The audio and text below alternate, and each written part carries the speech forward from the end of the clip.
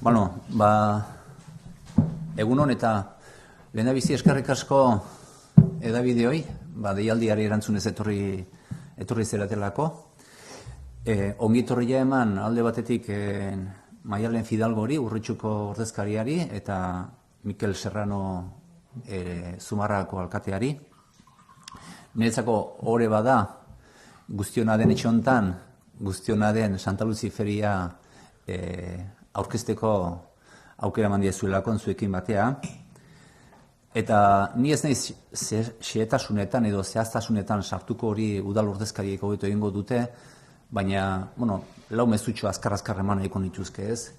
Lehendabizi esateko, Santa Luzi egunean aurkeztuko diren produktuen eta aberen atzean dagoen hori bisualizatzea edo ikustea garrantzitsua dela ez.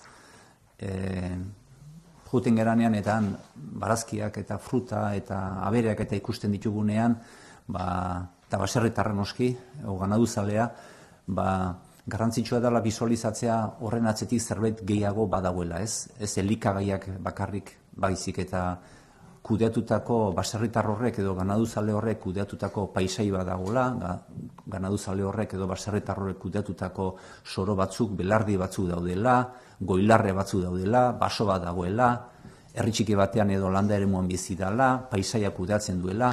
Nik uste hori barneratzea garrantzitsua dela egun horretan, ez? Bigarrengo mezua esatea Gipuzkoako nekazaritza anitza dala, eta aniztasun horretan aberatsa ere badala. Naiz eta Zumarraga Urritxuko Santa Luzi ferian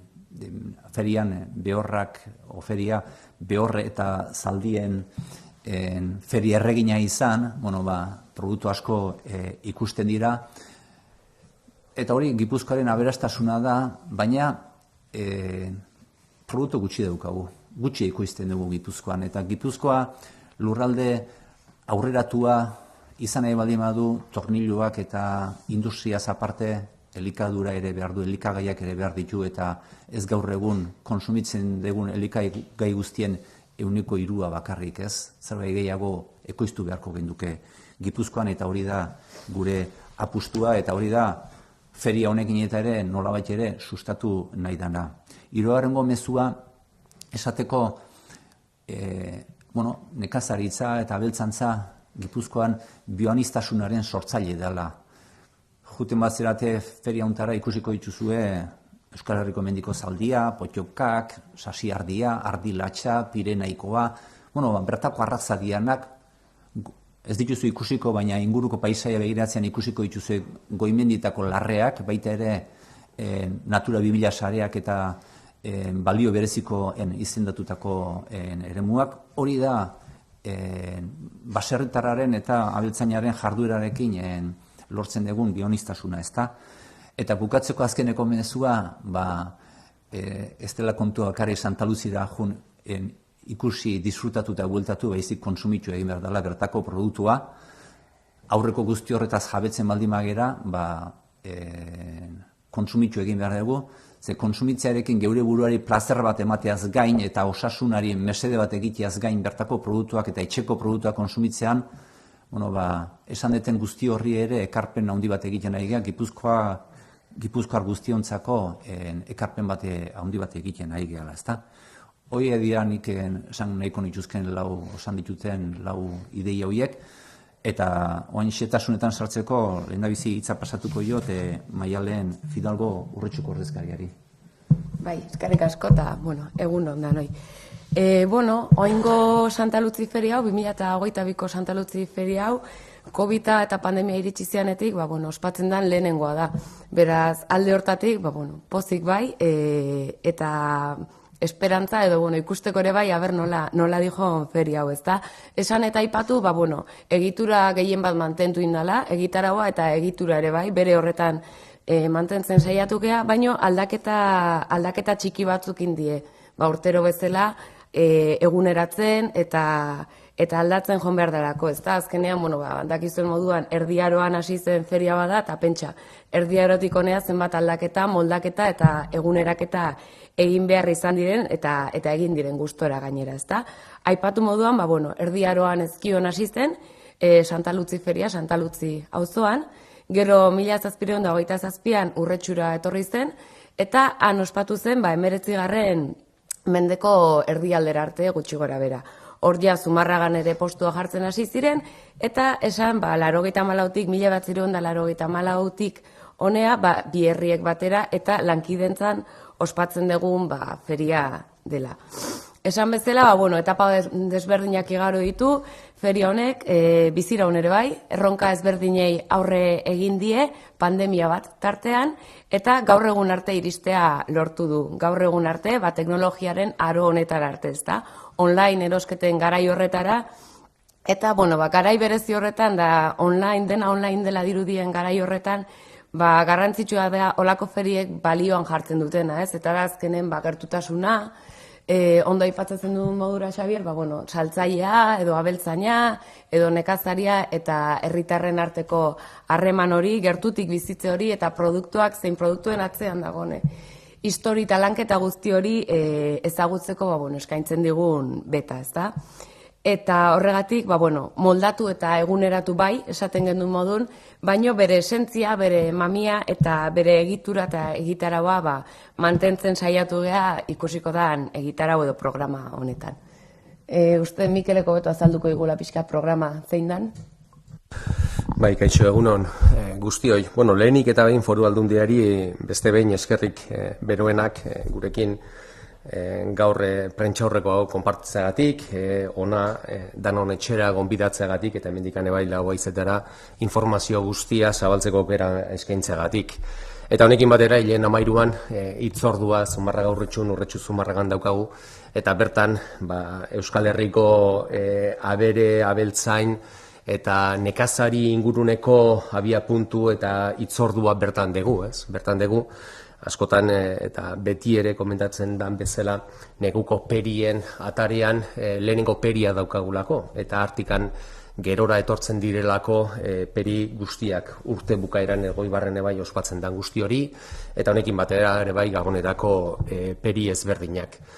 Honekin batera ere bai esan beharra dago, hitzordua eta egia da gure plaza eta gure kale horietan, elkargune gisa, kaletarrak eta baserritarrak izaten dutela hitzordua, eta honekin batera ez bakarrik, Xabierrek ondo komentatu eta esan duen bezala, produktuak erosi, salerosketarako momentua aproposa dalako, baizik eta elkargune bezalare bai, askotan urten zehar elkargune gisa bertako Santa Lutzi eguna daukagulako, jende asko elkar ikusteko aukera paregabea suertatzen dalako, ez? Urten zehar, akaso igual, jende asko Santa Lutzi egun hortaran bideratzen dalako bertara etorri, eta adizkide pixka giro hortan ebai berriz ere ohitura sarrak bideratzeko.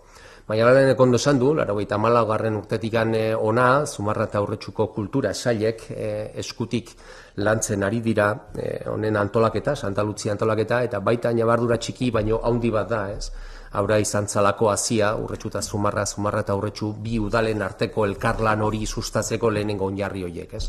Santa Lutzi egun honek, horren antolaketa abia puntu izan genuelako, eta hartatik bai kirol munduan, bai kultura munduan, bai azpiegitura lantzeko mundu hortan lehenengo hasi hori bertan landatua egin izan zalako.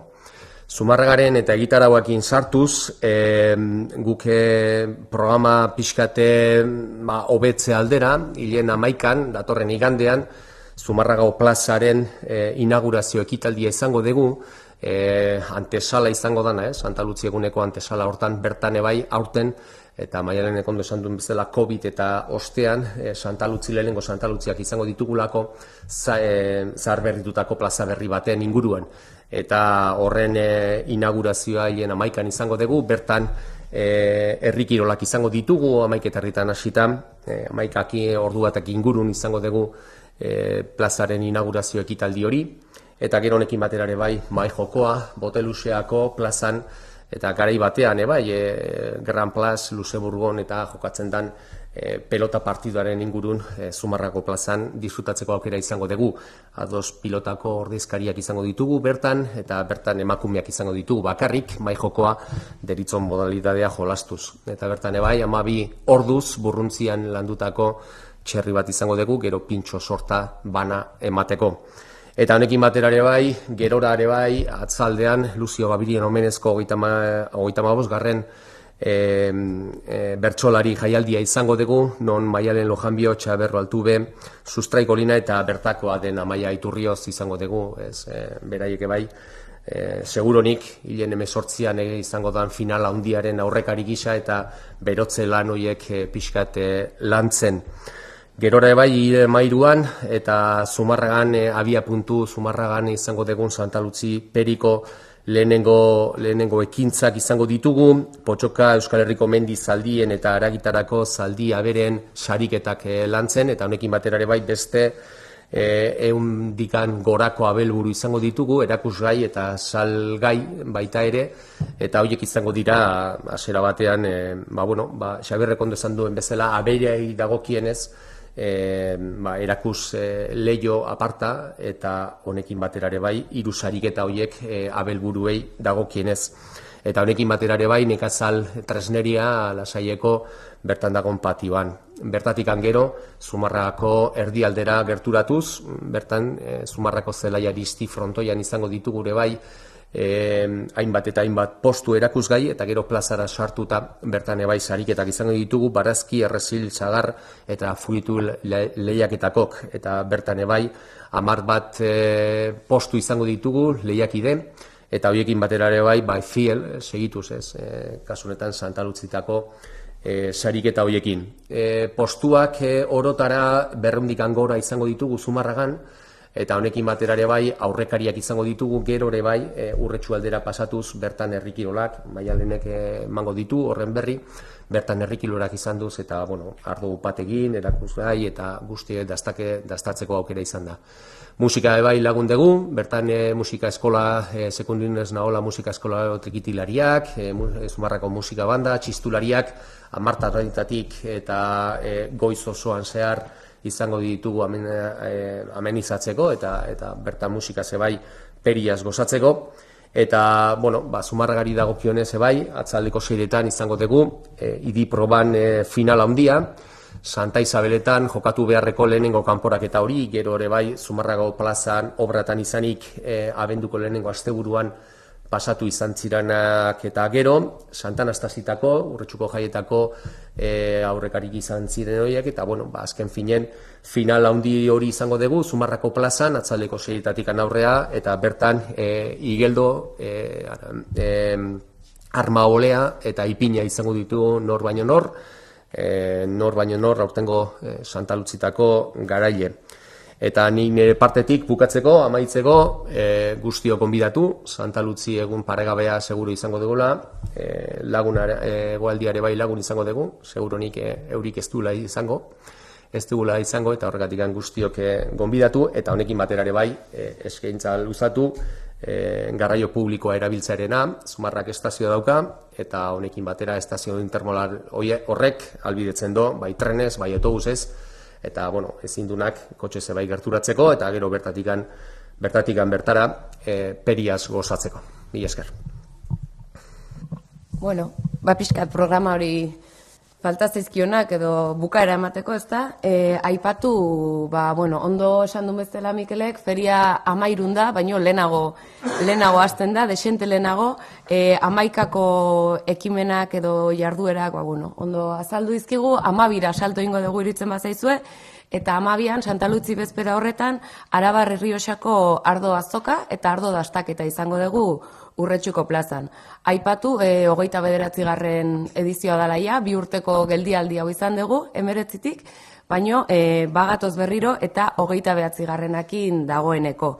Berezitasun modura, esan Arabar Errioxako ardoa bakarrik izaten dela, bai dastaketan, bai azokan, eta urteko ardoa izaten dela. Urtero dastaketa urteko ardoarekin iten dela. Manuel Ruiz enologoan izena darama dastaketak, Manuel Ruiz berak sortutako dastaketa delako, esan bezala orain dela 29 urteia, eta berak, oraindik hor darrai lanean, ez da, 80 urte pasata duzka, baina oraindik ere urretxura etortzeko lan hori hartzen du eta hemendikan hori eskertzeko ere aprobetxatu nahi genduke. Eta berrikuntza modura edo aipatu, Manuel Ruiz ez gain, aurten Mikel Garaizabalen presentzia ere izango degula, dastaketa horretan, beraz, aldaketa, lehen aipatzen ditun aldaketa txikietako bat, hori izango da, bere esentzia mantenduz, ezta, dastaketa hori eta feria hori betiko moduan, baino, berrikuntza txikiekin. Kanpon plazan iten da feriari dagokionez, esan 9 upategi etorriko direla, denak Arabar Errioxakok, eta, gerturatu nahi duna, gonbidatu, arratsaldeko 6 aurrera bertaratzea. Dastaketan parte hartu nahi duna beintza, abisatu, 30 pertsona baino ez direla sartzen, udaletxeko atarian izaten dela, eta lehen bailen saiatu dadila tiketa kartzen parte hartu alizateko. Urrengo egunean, 13an, urretxuko aldean izango duguna, izango da gehien bat frutu eta barazkien sariketak, 3 partaide izango ditugu, eta gero Gernikako Arbola plazan horria izango ditugu, esan bezala, barazki eta fruta postuak. Horrez gain, atekiak, kontserbak, ogiak, eta gainontzeko elikagaiak. Gehien bat, elikagaiak izaten dira, ezta?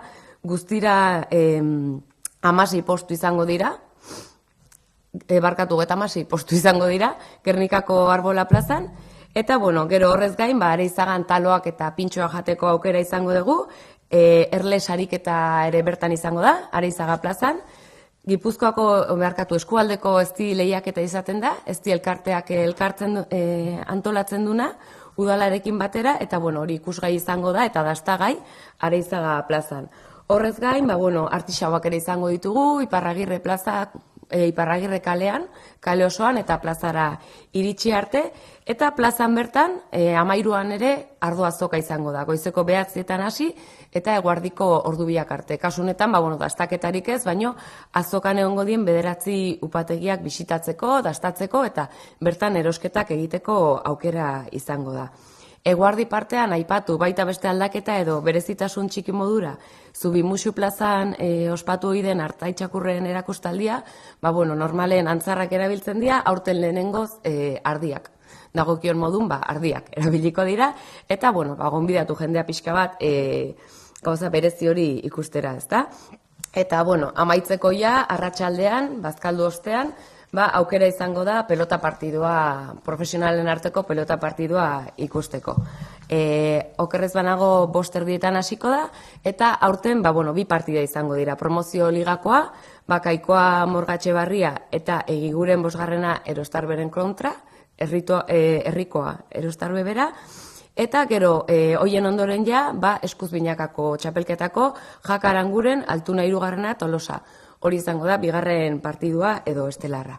Eta horrekin, gero idiprobetara pasa eta eguna amaituko genduke. Beraz, berriro errepikatu nahiko nuke gonbita, jendeari gerturatu dadila, aste artean ezin duenak, astelenean gerturatu dadila behintzat, buelta bat ematera bertatik, eta, nire aldetik, besterik gabe. Eskerrik asko zuei, ona gonbidatzagatik, nola ez? Eta berriro ere, jendeari aipatu, gerturatzeko aukera izango da, bai astelenen, bai aste arten bertan. Zuena daitza, galderak, zalantzak? Nik galderatxo bat bai. Esan duzue asko aldatu dela azoka azkeneko hamarkadetan ere. Sasoi batean garbi dago ganadua salerosteko gune izaten zala azoka, ez Santa Lutziko bakarrik. Ez dakit hori aldatu den edo benetan negozioa egiten den, ganadua salerosten den oraindik ere, 2022 urtean hori gertatuko den. Eta bestetik oso momentu berezian gaude, batetik pandemia osteko lehendabiziko azoka delako esan duzuen bezala, eta bestetik inflazio garai bete-betean gaudelako. Ez dakit horrek eragina izan lezakeen azokatan, ez dakit honi erantzuteko aukerek badukazuen hiruretako baten batek. Ez dakit prebisioak, aurtengo Santa Luzi azokako prebisioetan hori jasoa duzuen, jendea etxean gera eraz lezaken horrek, egoera horrek, prezioen egoerak, gertatuko den ez den, ez dakit, hausnarketa txiki bat. Aberi dagokionez, bai dela ohiturak aldatu egin direla asko. Ohitura aldaketa horietan, ez dakit horren beste zaldi azindaren ingurun, gure sariketak irudielako horren ingurun, ez? Baina bai egia dela txekorrak direla, behia baino gehien bat txekorrak direla, onelako salerosketan periran egiteaz aparte, baserrietara direkto juten dira, ez? Produkzio lan horietan bideratzen diren baserri horretara arutzajun, bertan txekor hori erosi eta bertan gero ere bai, eraman beharreko itegira eraman eta gero bertan itego, baina tratua baserrian bertan egiten da, ez? Ohitura hori bai peritara utzi gabe hori ere bai egiten da, baina bai egia dela honelako peria, Santa Lucia periak badaukala honelako xarma bat, eta xarma hortan bai geratzen da, ez? Azken finen guke bai uste sei bat veterinario bideratzen degula kaseta horren ingurun, krotalak direla eta bertan hartu beharreko datu guztiak hartzeko, pasatu beharreko abelburu guzti horiek txukun pasatu alizateko. Eta honekin batera ere bai, batare, tarteka batare, abere azien da horiek hartalde txikiak dauzkienak eta guzti horiek dauzkienak veterinario pixkat lehenengo kontrolori pasatuta gero erakusgai eta salgai usten dituztena. Eta badao jendea oraindik ere, abelburu horiek erausteko lehenengo erakutsi ikusi eta gero ere bai tratua izten dituztenak. Baita ere tratu guztiak edo gehienak lehenengo ordutan izten direla, hori ere bai hori ja esperientzia alaga ematen digu horren ingurukoa, hau da lehenengo sortziretako, zazpietako ja ikulu guztik montatzen ari gerala eta bertan ebai abereak eta pasatzen nahi direlak guzti horiek tratuak aurretik ematen dira, inoiz bai gertatu izan dela, inkluso kamietikan jaitsi gabe ere bai tratua itxi eta gero ja horiek bai eramateko aukera izan dituztela, bertan izan da honelakorik bai ikusi izan ditugulako, ez oindala urte asko, baina bai egia dela ohitura abereak eta salerosketa hori egiteko baserrietara gerturatzen dira jakite beraiek bai badakitelako nun diran salgai eta nun ikusten diran, ez? Hori lehenengo galderari dagokionez, eta gero bigarren pixkate hausnarketa hortan bai egia dela inflazioa goien dagoela, punta-puntakoa dela, baina honelako gaiak nik uste bai bi gauza uztartzen ditula, ez? Azken finene bai, eta Maialenek ondo esan duen bezala, COVID eta gero lehenengo Santa Luziak izango ditugu eta jendea Santa Luzi gogoz eta egarriz dago. Eta horrek bideratzen do Santa Luzira hurbiltzea, eta hurbiltze horrekin batera ere bai produktuak naiz eta pixka garestigo izan, bertako produktuak gehienak, bertako produktuak izan da, lehenengo sektoreko produktuak izan da, kalidadeko produktuak izan da, eta bertakoak esatetenean bertan gehienak etortzen direnak, bertan gabiri, Zumarra urretxu ezkio itxaso, bertan inguruko produktuak izan da, puntako produktuak eta bertakoak izan da, jendeak ez dula erreparatzen horren beste, bertan erosteari, eta gerturatzen da, jai giroko festa baten, honelako merkatua dan Santa Luzi batera hurbiltzea, erosteaz aparte gauz asko eskainigarri daolako eta ikusgai daolako, eta eguna apartea pasatzeko motibo eta eskusa politia dalako. Nik hor bakarrik gaitzearen, erabat ados azkeneko honekin, ez da, jendearen ilusioa zenbaterainokoa dan, hor gu pixka behitzearen behitu gendun pixka, Gernikako astelena eta ze gertatu dan, eta erreparatzen badiogu, ikusten dugu jendea esan animatu dala. Eta beste aukera bat izango dugu, gaina Santa Luzi baino pixka lehenago danez, Durangoko azokan ze gertatzen den begiratutare, bildur hori pixka eta gertzezan, inflazioa dela ez dela, ura gaina gehiago izaten da igual erosteko, ze gertatuko otezan, eta bai prebizioa dela jendea berdin gerturatzea, inkluso, fetxa kontutan hartuta gehiago edo gutxigo, baina hori azteko egunan arabera.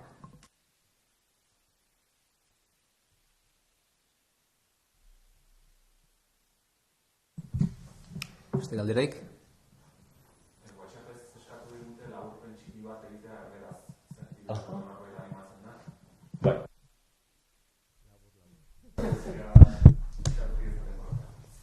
Primera feria de invierno, a partir de aquí Santa Lucía da la bienvenida a todas las ferias de invierno, empezando por la de la conclusión del año que se suele hacer el último domingo, creo recordar, de diciembre en el Goibar, y luego con ello también la antesala de la feria de Navidad, pues con todo el elenco de actividades que tenemos.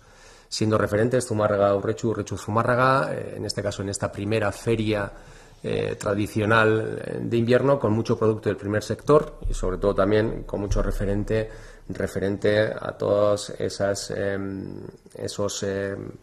ganado caballar principalmente, que es una feria que se distingue principalmente por ello, y luego con todo eso también, con todas las actividades que podemos tener, empezando también desde Berchosayos, con Lucio Gaviria, pasando también el lunes con el tema de todas estas bodegas que tenemos con vino del año también, que desde luego también están siendo referentes también, un atractivo principal más para que la gente pueda venir a visitarnos tanto a los dos pueblos, y luego pasando al día de Santa Lucía con toda la infinidad de actividades que tenemos desde las 8 de la mañana prácticamente hasta las 8 de la tarde.